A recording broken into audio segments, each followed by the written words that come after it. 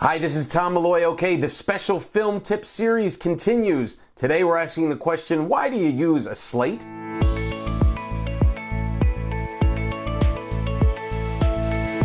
Hi, this is Tom Malloy.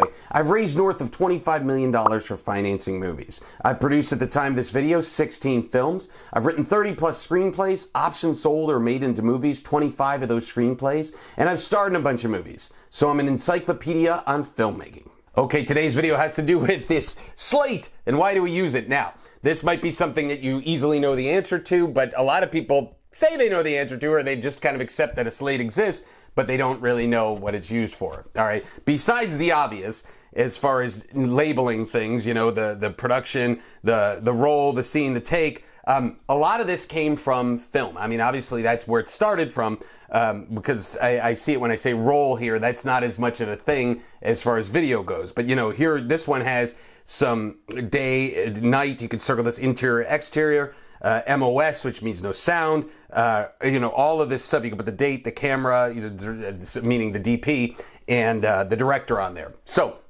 why do they do this, right? And there's also digital slates. There's also cameras that, apps on your iPhone that you could use, and you could also do that, right? That is a slate. Now, why is that the case? I'm going to use this to give you an example, right? So years ago, when they recorded sound on the film, there was no sound on it, right? This, like right now, I'm recording a video, and the microphone is attached to the actual camera itself. So I don't actually have to sync these videos. But prior to this, I had a camera where I recorded sound independently. I recorded sound through an app that I had on the iPad and a microphone, and the camera itself, there was no input jack for the camera on that. So I had to record them separately. So again, it still happens to this day, and it's even on the digital sets. Usually the cameras, you know, a lot of times the sound is recorded differently from a sound mixer. They have their own equipment.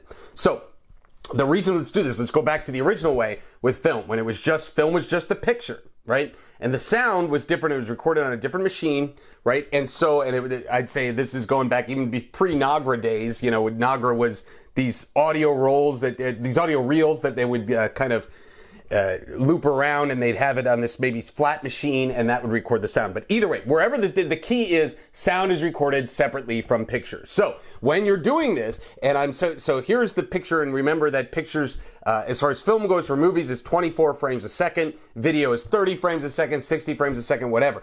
But let's just go and say that it's 24 frames. So it is, and here's each frame that I'm doing. Let's pretend that each one of these is a frame, and there's that frame right there, right? So that's the frame that that these two are together, and at the same time, that matches up with that sound on the sound, right? So what you have to do then is go search the video, right? And you're searching each thing and the frame until the frame is right there, and you match that with that sound, and then think about it. From that point on, everything else matches, and that is called syncing sound. And that is what the slate is for. Besides, again, marking it with all the things so you can look and say, oh, okay, that was scene 2, whatever, take 3, and that was the one that we circled was the best one. It also is for getting that sound so that, again, the lips match the movement, everything matches, and that is exactly what the slate is for. If you want more videos on filmmaking, check out the link below. Also, please subscribe to our YouTube channel.